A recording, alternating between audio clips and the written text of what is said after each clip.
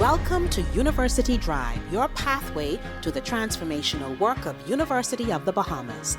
Our goal is to build a better Bahamas by shaping tomorrow's leaders today, finding solutions to challenges, and forging new opportunities for growth. University Drive, where faculty, staff, students, and alumni travel the road of progress together with you. Hello and welcome to University Drive. I'm your co-host, Nikki Bowe, and I'm excited to be back in your company for another exciting season of University Drive here on Guardian Radio. Our guest today is Dr. Anselino Davis, and we're going to be having a thought-provoking and an exciting conversation about all things sustainability, what it means for our country, the role of the university, and what we as ordinary citizens can do to help fight climate change and to make our world a better place. There's so much to talk about. He's a marine biologist, a sustainability coordinator, and he is, I would like to call him Mr. Sustainability himself. And so I'm excited about this conversation. Dr. Davis, welcome to University Drive. Thank you so much for having me back on University Drive. And now that I'm here at the University of the Bahamas North Campus, I think we will be interacting a lot more even. So let's get right into this conversation for the sake of our listening audience and for people that may not be familiar with you. Give us a little background information and insight into who Dr. Anselino Davis is. Well, I'm Bahamian, born and raised on Providence. I spent a lot of my childhood years at the botanical gardens in Chippenham, where my mother used to work, and that really inspired me to get into the environmental work that I do. I've always been interested in all the animals and plants. I did a 2-year degree at the College of the Bahamas, and then I joined the Kirtland's Warbler Research and Training Program, where I was able to interact with scientists and do actual field biology and ecology work and learn about our plants and a lot of the birds that we have, snakes and things like that. And I was able to then go and do my bachelor's and master's degrees at University of Maryland, Eastern Shore through a scholarship that program provided. And I returned to the Bahamas to work for a while. I worked at the Atlantis and then at the Nature Conservancy. And eventually I returned home. I returned to the US to do my PhD in ecology, evolution, and environmental biology at Miami University in Oxford, Ohio. And over that time, I've been leading conservation work in the Bahamas, including starting the first coral nurseries, coordinating the Bahamas Million Tree campaign. I sit on national committees such as the National Environmental Health Services Board, the National Biodiversity Subcommittee, the National Wildlife Conservation and Trade Advisory Committee, BAWEN, which is the Bahamas Wildlife Enforcement Network Advisory Committee, and various other groups and committees. But now I'm here positioned at the University of the Bahamas North Campus in Freeport. And I recently left my position as senior scientist and policy analyst at the Bahamas National Trust. So I'm bringing all that experience to bear here to, inspire and educate the next generation of Bahamian scientists and make sure that they are able to deliver on our needs as a country. Boy, you said a whole lot, but what stood out for me is that this was peaked as a little boy at the botanical gardens where your mom worked. And I've been to the botanical gardens and it didn't pique my interest in science and sustainability. I am not that person, but you are, and I'm happy that you are. But as a little boy growing up, did you think that having this love for science and the environment and nature would provide all of these opportunities for you? And did you envision that you could have such a fulfilling and rewarding career out of a love of science as that little boy at Botanical Gardens in Chippenham? In all honesty, I don't think that I ever, as a child, would have said, "Oh, me liking to be inside the bush and like climbing trees and stuff had anything to do with me." I've traveled to 13 different countries. I've taught at 3 universities. I've worked for international groups, worked with princes and prime ministers. And honestly, as a kid, I just enjoyed being outside. And I had a lot of adults around me who would answer questions. Basil Miller, Mr. Burnside, Jeffrey Lynn. They were very patient with me as a kid with 8 million questions every day. And I think just allowing me to be in their space and sharing their knowledge with me allowed me to recognize that, yeah, this is something that I could do.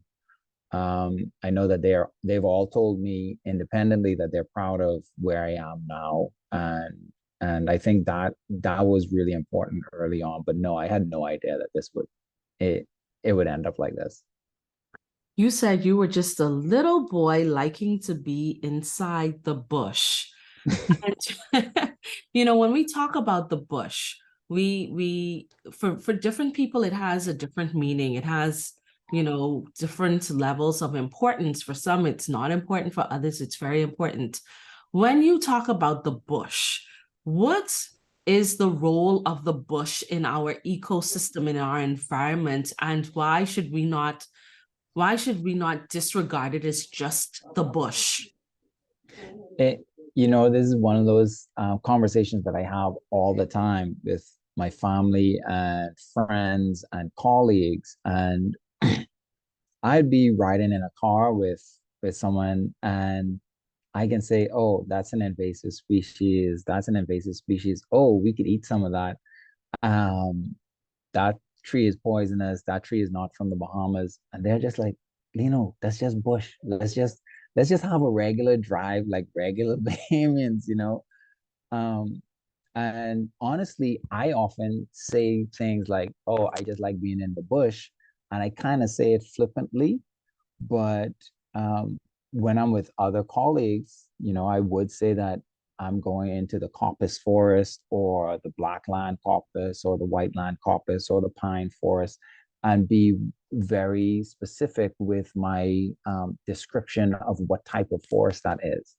But I'm Bahamian through and through. So yeah, it's still the bush for me. But now I don't just see a big patch of green.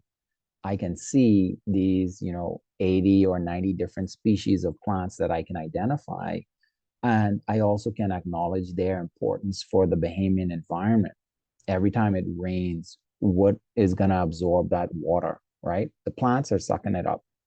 Um, every time we have like some epidemic or pandemic or some new disease pops up, people return to the bush medicine and using that. We have a lot of people exploring different native remedies, different forestry products all the time, but Bahamians aren't really involved in that. And so I think it's part of my responsibility and my calling to be able to share that with others. And yeah, it's still the bush to me, but it's so much more. So you mentioned 4 types of plant environments, I guess. You said coppice forest, white land, black land, and wetland. Did I get that right? I think I said the white land, black land, and pine forest, Oh, but then there's pine also like forest. Okay, mangrove forests and stuff right. like that. So let's talk about all of those. What are they? So explain to us what the coppice forest is, what the white land, black land, and pine forest, so that we can have an appreciation of the different types of bushes in our environment.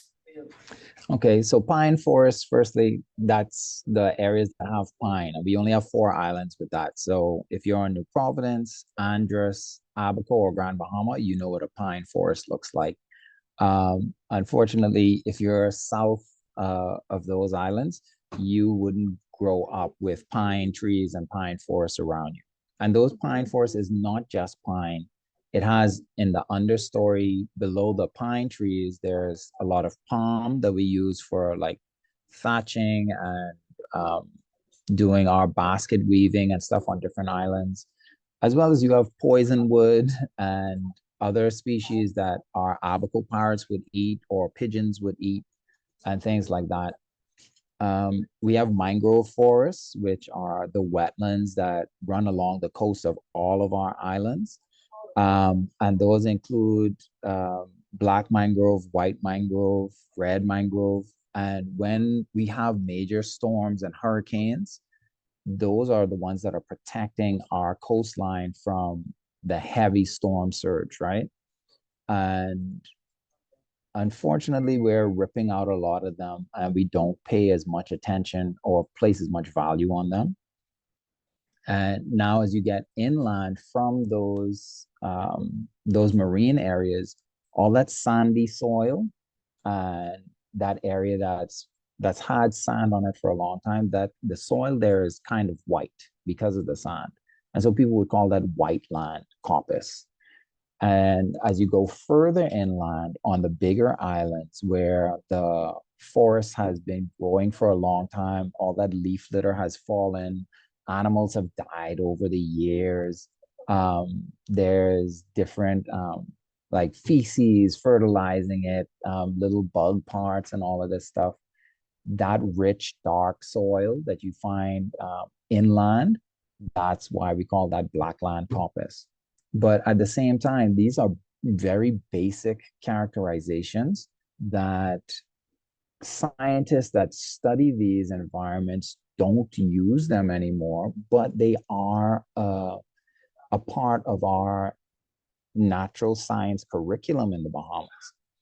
And for a primary school student or an early high school student, that's appropriate for them to learn. But as we get up into higher levels, we do get a little bit more specific in terms of bioregions and biomes and different types of vegetation. But that's something that the students can come and take our plant taxonomy course and learn more about that later on. Well, thank you for that. I learned quite a bit just now. I didn't know that only 4 islands had pine forests. I thought like all islands had pine forests. Like it's just a thing, you know? But you're right. Now that I think about some of the other islands not mentioned that I visited, I don't recall seeing pine. You spoke about, the fact that when you're driving with friends, you'll be pointing things out, what is invasive, what isn't from the Bahamas, what is edible, what may be poisonous. What are some of those things that are among us that we see all the time that are invasive species or not from the Bahamas? And do they fit in this environment? Are they a threat to the environment, or have they been able to assimilate and add value to the environment? When we talk about some of these foreign or non-native species of trees and among us. So now I'm actually teaching I'm teaching biology for non-science majors this semester. And my students tell me that I traumatize them every class because I open their eyes or their minds to something that they didn't expect. So I just want you and our listeners to brace themselves because I'm going to just tell you some good truth right now. And this is a perspective thing. Just like you grow up on New Providence, you see the pine trees all the time. You think that's just a part of being Bahamian. A lot of the things that we see in our youth, you and I are still kind of young. We assume that those are part of the Bahamas. Poinciana Drive, and all the Poinciana trees that you see around the Bahamas, they're not native. They're not from the Bahamas. So you go to a lot of the other southern islands, you don't see Poinciana trees just growing in the bush. And when you look at those trees, you can see how many seeds they can make inside those pods that you use as shakers and you use to paint in primary school to do your little Junction rush out and stuff like that. Mm-hmm. Each one of those pods could have like 60 seeds in it. And on that tree, it could have 100, 200 pods. So now you have thousands of these seeds falling under that tree. And people will tell you, oh, that ain't invasive. They all over the place, but you don't see them taking over where the government is paying hundreds and thousands of dollars for people to sweep up and trim and remove those seeds and mow under those trees. No, they're not invasive because we're killing the seedlings when they pop up. But you go into some of those areas off of Carmichael Road where you had one Poinciana tree spring up. Now there's just a dense cluster of Poinciana trees, and they can poison the other plants that are growing under them, and they will just take over the forest. And I think a lot of people don't see it like that, but this is the same thing that happens with almond trees because we're not eating the almonds as fast as they can grow. You have casuarina, which everyone knows is invasive, but most Bahamians grew up with them on the beach. And I've heard people say like, "Oh, the wind blowing through casuarina trees sounds so nice." Honestly, I've been on dozens of Bahamian islands, and the wind blowing on any beach sounds just as nice. And you don't have to get jick in the bottom of your foot from those casuarina fruit. And they're not cones, they're fruit. They call it the Australian pine, but it's not even a pine tree. So this tree been lying to us our whole life, right? And then you have the scavola, that bright green bush that you start seeing along all the coastlines and popping up in neighborhoods with the white fruit on it. That's invasive. The fruit is, we don't use it for anything, but horticulturalists or like nurseries, they can break a piece off of that, stick it in the ground, and it'll grow. And so they made a lot of money off of that really easily. But now it's taken over our environment. That plant can actually climb trees. So you might have a really nice hedge, and now you have this invasive tree just taking it over, and you're losing all the flower diversity, the pollen diversity for your bees and your other insects that need some of that diversity so that then they can also go and pollinate things like our sea grape tree, which is native, our pigeon plum, and things like that. And so it's just there's a lot of invasive species in the Bahamas, and they're, to a greater or lesser extent impacting our native environment. And some of them actually cost money for us as a community, as a nation.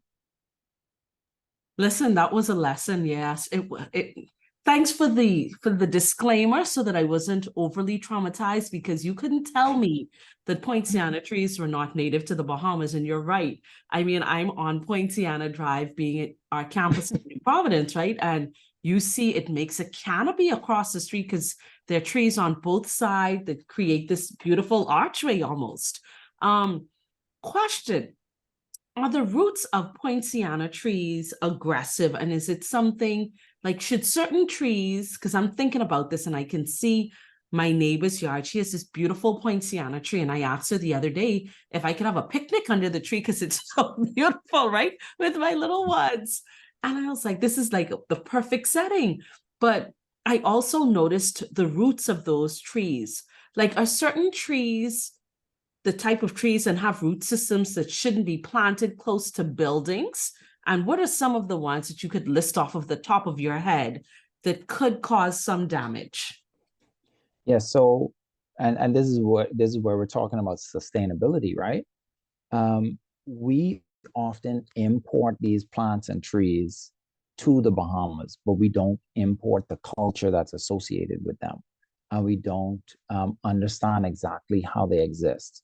So something like a casuarina tree, for example, it grows along the beach and its roots don't tend to penetrate the rock like some of our native plants would, because our native plants have evolved with this limestone environment. So they will run along the surface, and sometimes they will try to find where there's moisture and things like that, under your foundation, etc. And casuarina trees also then fall down easily because their roots are not locked into the ground like our native trees would be.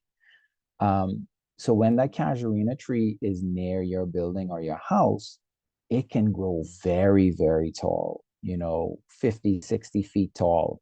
And be very, very big at the base, but the roots are so shallow when a hurricane comes, if that is blowing towards your building, you can expect some significant damage. Then you have things like Poinciana trees, which their roots are kind of buttressed, so they actually extend up above the ground. And when you get close to a Poinciana tree, you can see how those roots stick up. And on UB's Oaksfield campus, for example, you can see near some of the casuarina trees where those roots are coming up, they are affecting the curb or the sidewalks. And so now these sidewalks are affecting, humans moving back and forth. If you have a student with accessibility issues in a wheelchair, and now how are they going to maneuver or manage to get past that? And so we're thinking about sustainability in terms of not just the environment that we're impacting, but we're impacting our human lives and livelihoods. And again, Poinciana trees during major storms, they drop a lot of branches, which can become projectiles. Those seed pods can become projectiles, and they're very hard and they can damage cars and vehicles. The vehicles that are driving along Poinciana Drive, occasionally, yeah, you get a Poinciana pod drop on your car or hit your windshield or something like that. And who really pays for that? That type of stuff doesn't happen if you have like strong back trees on the side of the road, or if you have our Bahamian five finger and things like that. Wow, thank you. That was insightful. So as we begin to transition, we're going to take a break pretty soon. And when we come back from that break, I want us to delve more into sustainability from what it is that we can do, or what are some of the trends that we can begin to anticipate or expect as a result of climate change, and how sustainability or sustainable practices will counteract the devastating impact of some of those things. We're going to take our first break here on University Drive. Stay tuned. We'll be right back. Welcome back to University Drive. I'm your host, Nikki Bow, and if you're just joining us, my guest today is Dr. Anselino Davis, and we're talking about all things sustainable, what it means for our environment, and invariably how it will impact our economy as well. So if you missed the first half of the show, he spoke about being a little boy growing up in Chippenham at the Botanical Gardens and how that sparked his love for nature and science and trees and wildlife and plants and all that stuff, and how he loves being in the bush. I want us to shift the conversation a little bit now and talk about global warming and climate change, which has been a buzzword in recent time, and how that will continue to impact us here in the Bahamas. You also mentioned that you are now stationed at UB North in Grand Bahama, and I'm sure we all know the impact the Dorian had on that island and its communities. When we think about sustainability from a weather standpoint, well, first of all, let me ask you, when we talk about sustainability, you mentioned it before the break, that we tend to think about the environment, but there's also the impact on human lives. What are the various aspects or areas in which sustainability has an impact?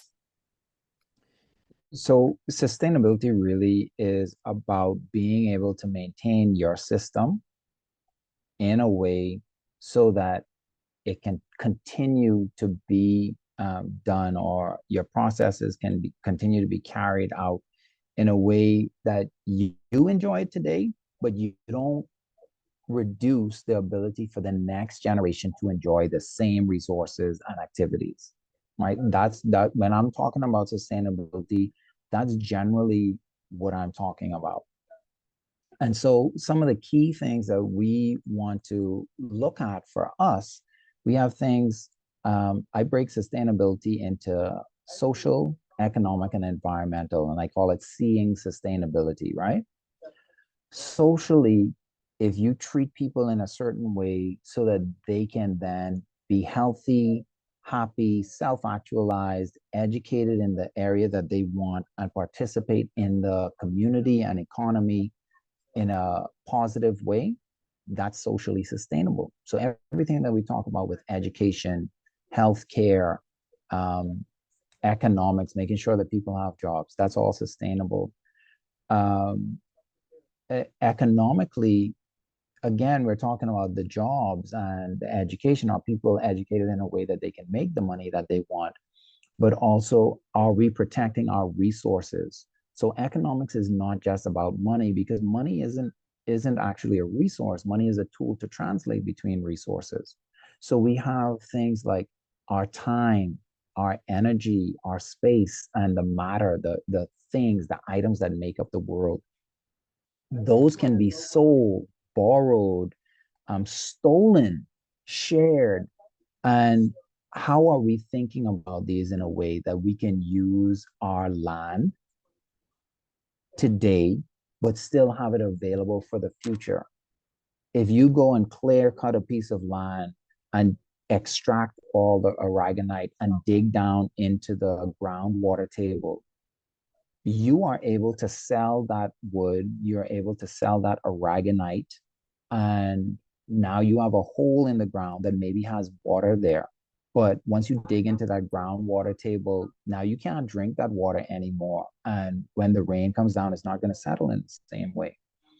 So you've permanently changed that environment so that no one for the rest of our Bahamian future can ever go bird watching in that forest, because the forest doesn't exist, right? No one can ever again build a home on that land because you've dug the land out. No Bahamian in on that property or in that area where the groundwater is connected to can have clean, safe drinking water. So now we're affecting the future use of all of those resources. But on the other hand, you have national parks that are protected areas, and people can go there any and every day to go bird watching, to go for a hike, to collect some bush medicine. The Water and Sewage Corporation has well fields throughout the Bahamas that they can continue to draw water from as long as it rains and we have storms. But if we change that, we're messing up the environment, the economics, the social systems, all of that at the same time. And when we're talking about sustainability, we have to think about all of those things together.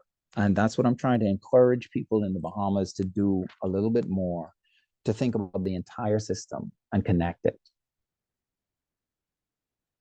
So, question, are there resources that we have that may not exist in the future for future generations to be able to enjoy as we or as our grandparents may have enjoyed and we are now enjoying, but that resource may become scarce or non-existent or extinct for future generations?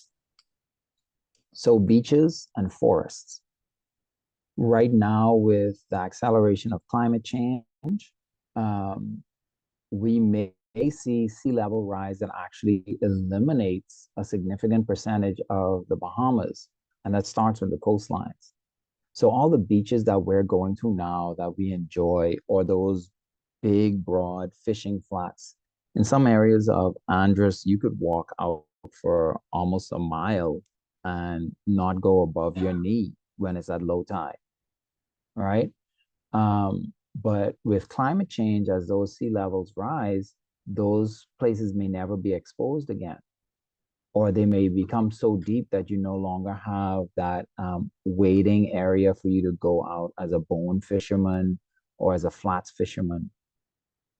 You have things like our native forests or our pine forests in particular, that you have catastrophic hurricanes and storms, and those trees, they're not prepared to be hit by hurricanes, so frequently. Here in Grand Bahama, you can see some areas that were flooded by salt water in Hurricane Matthew. And so the offspring, so that year of Hurricane Matthew, those trees that died, they left seeds in the ground. And those seeds were trying to recover. They were trying to grow up and make their own seeds. But before they could, Hurricane Dorian hit and killed them. So now that area is going to take even longer to be repopulated with pine trees, right?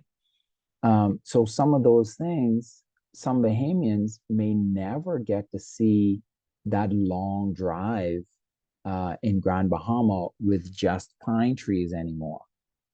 Grand Bahama and some parts of Abaco, they won't get to experience that anymore. And then we have things like the regular impacts of health issues like dengue.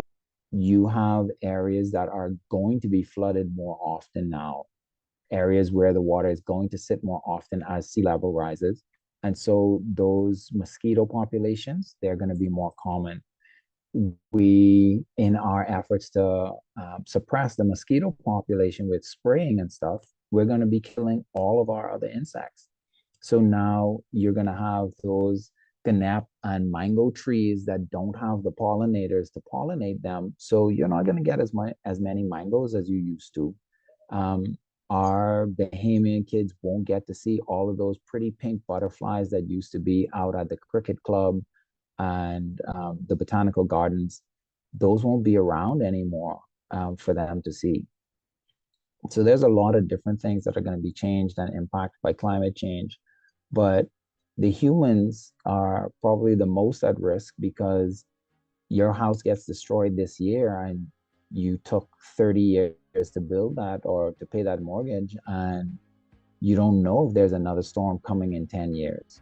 So our Bahamians who are able to pay for a college education or to move abroad, or who have that education and have opportunities elsewhere, a lot of them are going to leave the Bahamas, and a lot of them have.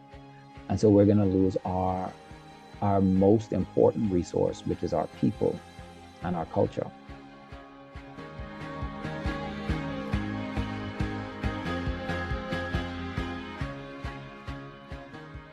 Welcome to Independence Cafeteria, home of affordable, diverse, and delectable dishes that your taste buds will love. Choose from our everyday menu of baked chicken, wings, or fish fingers, or our extensive salad bar. Build your own pasta, grab something hot from the grill, or ask about our special of the day. Our full team of culinary professionals can't wait to serve you. We're located in Independence Park at University of the Bahamas' Oaksfield campus. Call us at 302-4390. Download the app or order online at www.independencecafeteria.com. Your taste buds will thank you. Are you always on the move but need a quick meal? At Grab and Go Cafe at UB's Oaksfield campus, we understand. Grab a meal, snack, coffee, or even dessert and be on your way. Conveniently located in the Keva M. Bethel building, Grab and Go serves affordable, nutritious meals for people who don't want to waste time. In need of a pick-me-up? We proudly serve Starbucks coffee, refreshers, and a variety of hot and cold teas. We're open Monday through Friday from 8 a.m. to 6 p.m. Grab what you need and be on your way with barely a break in your day with Grab and Go Cafe at University of the Bahamas. Chapter 1 Bookstore is proud to serve the students, faculty, and staff of the University of the Bahamas and the community at large. We are the premier choice for the purchase of university textbooks and supplies, and UB logo apparel, paraphernalia, and gifts. We also carry a wide variety of school supplies, learning aids, and leisure books. Visit our copy center for all of your printing, copying, and binding needs. Chapter 1 Bookstore is located on the ground floor of the Michael H. Eldon Complex on University Drive. Shop with us on Monday through Saturday. You can contact us at 397-2650 or email at chapter1@ub.edu.bs. Follow us on Facebook and Instagram at Chapter 1 Bookstore. Chapter 1, the premier choice.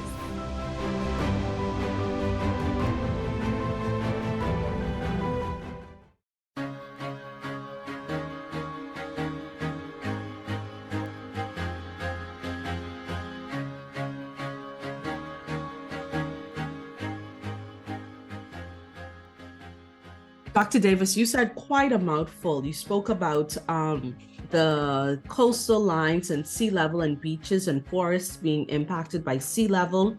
You spoke about mosquito populations and how, water settling will create a dengue problem and a health problem. You spoke about how other insects die, and I never even thought about that. When they spray for mosquitoes, the impact that it has on other animals, and how our native trees like mango trees and ganap trees risk being pollinated. I never ever even thought about that. But the most concerning thing you spoke about too was the impact that it is going to have on us as human beings. And you mentioned, hurricanes destroying homes, and whether or not people, after having paid on mortgages for so many years, if their homes are damaged by a hurricane, what does that mean? And do they stay? Do they leave? Let's delve a little bit more into that and the impact that climate change is going to have on us as human beings, because I think a lot of times we think about the environment, but we don't necessarily think about how all of these various events are going to impact us. You mentioned sea level rise and hurricanes.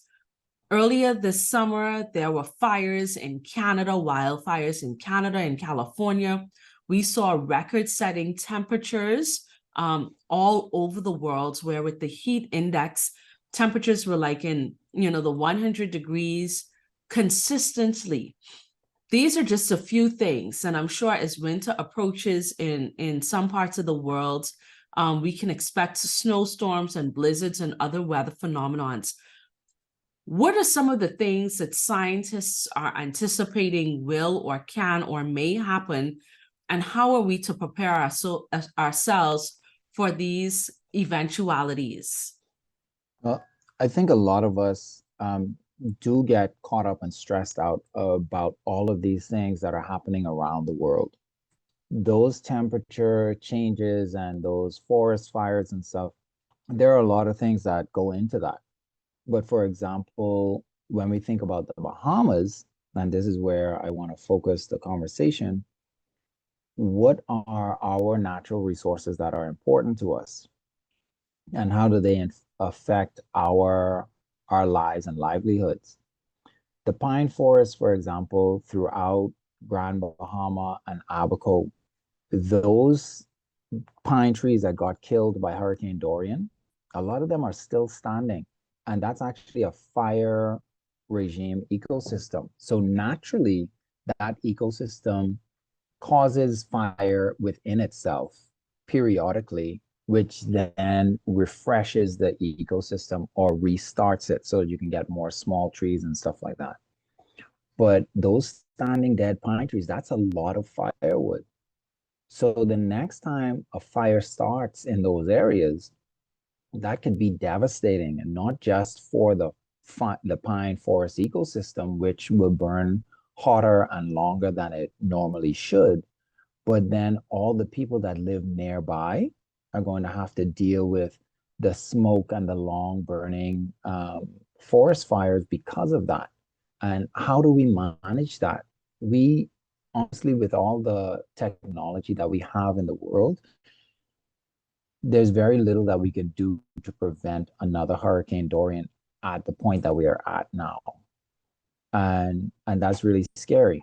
And then we have things in the marine environment as well. The Perry Institute for Marine Resources is actually going to be doing a presentation pretty soon on the massive coral bleaching episode that's going on now. The water has gotten so warm that the coral is throwing out the algae that live inside their bodies and give them their colors. And once they do that, usually it doesn't take much for them to then die. And if those coral reefs die, that means the fish that we eat won't have a home. The lobster and conch will be affected. Everything has a knock-on effect. When you look at the environment, you can't pull one of these bricks out and not expect for the system to collapse. And so we have to engender an environment where more people understand about the environment and how it affects us. And we have to be able to study and research these things in a way that's appropriate for us in the Bahamas.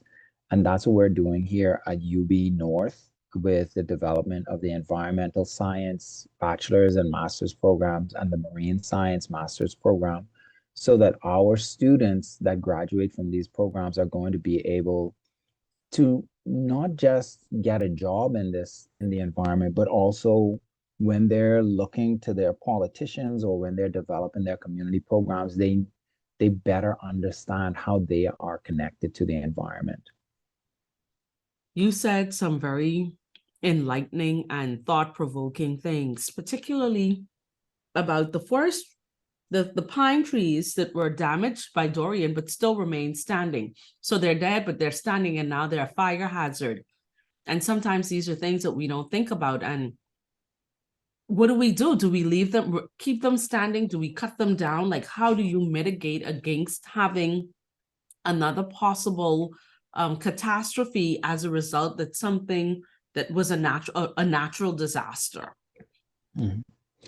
You know, there's in our work as conservationists and ecologists, as policymakers, as community leaders, sometimes we really need to acknowledge there's a difference between what is needed to be done, what we want to do, and what can actually feasibly be done.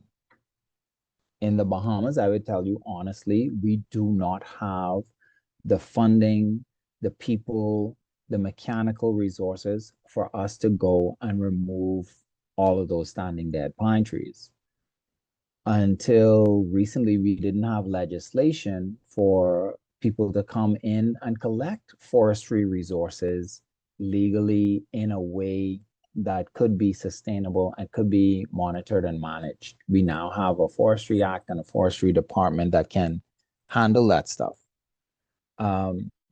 There's just so much that we need in place for us to get towards sustainability. And some of those things, some of those goalposts actually change over time. But there's just so much that we have to think about. How can we change these things? And the Bahamas is a really strange place to work because we're both connected and separated by water. 700 islands, 3,000 rocks and keys. The management and monitoring of it is a very strange beast and a difficult one to manage. We have our colonial history that has restricted the authority into the island of New Providence, which is 3% of our land, but we have like 75% of our people there.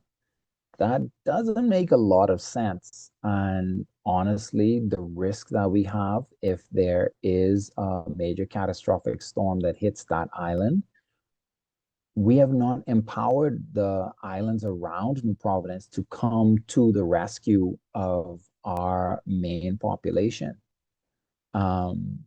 And that everyone else will be vulnerable if the head of the country is cut off like that. And so these are things that we need to think about really intentionally for us to get towards sustainability, empowering each island so that basically we'll all be very strong trees that make an even stronger forest. You said a lot again, right? I know I'm saying this a lot. I'm becoming repetitive. I got to find another phrase. But I want to piggyback off of a few things that you spoke about. And you said, as conservationists and ecologists and environmentalists, you are all always faced with what is needed, what is wanted, and what can actually happen. And that battle and the reality of our situation. And then you tied in the fact that we're an archipelagic nation where the water unites and separates us, and what a monster it is to be a small island developing state, but not just a single island developing state, a multi-island developing state. With the New Providence having 3% of the land mass with 75% of our country's population. And then you also spoke about the water being so warm and the impact that it is having on coral reefs and our fish and conch and lobster and our marine life. Those are all very salient points. And of course, you also spoke about empowering the other islands to kind of support and undergird New Providence should something happen. As we look towards the future of sustainability and our environment and what is going to happen, what are some of the things that we as ordinary citizens that don't have your level of exposure, education, training, and even passion, but we know that we have an obligation and a responsibility? Because I think when I think of activists and environmentalists, it's more than having just the education or the know-how. It's also something that I think is driven by passion. I don't have passion, but I have common sense, and I know that I have a role to play. And as individual citizens, we have an obligation to do our part, no matter how small. What are some of the things that we as ordinary citizens can do to be a part of this fight against climate change and become those sustainable activists in our own little right? So some of the things that I tell my students is you never have to put down a part of yourself to pick up a degree or to do business or to be successful, right? Whatever talent you have, whatever passion you have, you can bring that to bear to make our country better. So you are doing this show and you welcomed me on. This is a great step for you, I think. You learned a bunch during this show, but all of your listeners are also learning. So I definitely encourage other radio show hosts or other presenters, other people who are doing like these award ceremonies that we hear about, the Bahamas having 50 years of independence. How many environmental scientists were celebrated during that? Thinking about how many sustainable development experts were celebrated during that. And how do we change it to make that a standard so that at any of these activities and events, we're talking about when we have our political rally, how cognizant are we of where the waste and the paper and all the flyers, where do they go after that rally? Do you have people that are partying for 4 hours and then just drift off and go home and nobody knows what happens to all the trash that's on that site? Or do you say, hey, those of you that align with my 3 letters, we're going to stay afterwards and we're going to make sure that this park is cleaner than we met it? How do we get this as a part of our culture to impassion people and say that, when we see someone throw a piece of paper out of the jitney, does that jitney driver stop and say, listen, you can't ride on my jitney if that's how you acting? This is our Bahamas, right? There's, as a Bahamian, I think any place you go, you should be able to at least know which plants are ours, which are our Bahamian plants, which are our Bahamian birds and things like that.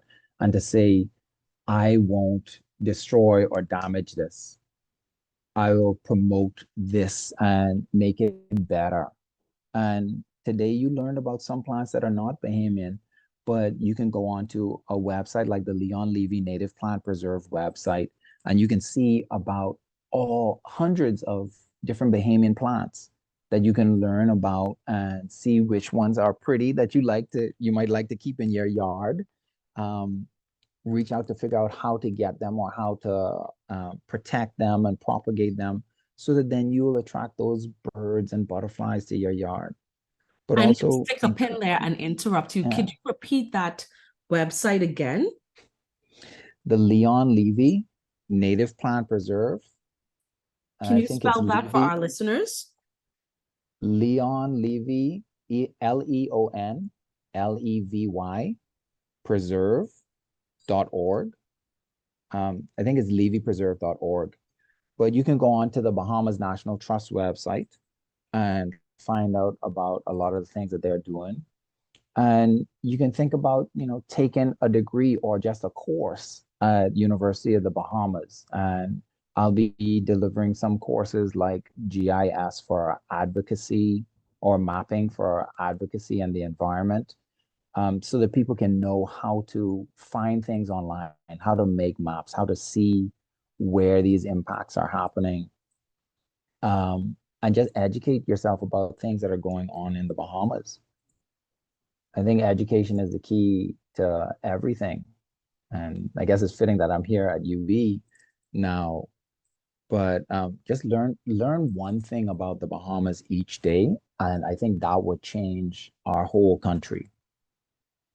Thank you so much for that tidbit. I don't know where the time went, but we're pretty much out of time. But I am definitely going to invite you to return as a guest, and I want us to be able to delve more into some of the programs that are offered, that you will teach, that people that have an interest can get into in order to learn more, like you said, about our country. And if we were to learn something different every day about our country, we will all be able to do our small part. And like you said, using whatever passion or talent you have to become that advocate. And definitely education is my talent and my passion, and this platform provides that opportunity for me to teach our listeners, like you said, about various topics. And sustainability is one that is near and dear to me, because I can see with my own eyes, and I think we all can, ways in which our islands, whether it's New Providence or some other island, is a little different from it was rather 5 years ago, 10 years ago, 20 years ago when we were children, than what it is now, and how climate change and global warming is impacting that. And just before this, I was speaking with a colleague about how life was so different when we were children, and how the landscape of New Providence has even changed in terms of buildings being torn down, streets being built, what wasn't here before, what is now here, what's gone, and the impact that will have on future generations. And so he gave us a very simple understanding of sustainability. It is ensuring that the resources that we have and the systems that are put in place and the processes can be enjoyed without being reduced for future generations. So how do we enjoy them today without reducing the likelihood of their existence for future generations to enjoy? Dr. Anselino Davis, this has been a very interesting conversation. And like I said, I will definitely have you back. Thank you for being my guest today. Thank you so much for having me, Nikki. And I look forward to our future conversations, and definitely reach out if you would like to take one of my classes. And I look forward to seeing you and our students in these coming semesters, learning more about sustainability and the environment in our country. I'm definitely going to take you up on that. And thank you to our listening audience for tuning in today. Please join us next week, same time, same radio station. And in between, you can be sure to listen to us by following us on Facebook, Twitter, and Instagram. And of course, our YouTube channel and the university's website at www.ub.edu.bs. This has been another episode of University Drive with your host, Nikki Bowe. Enjoy the remainder of your day.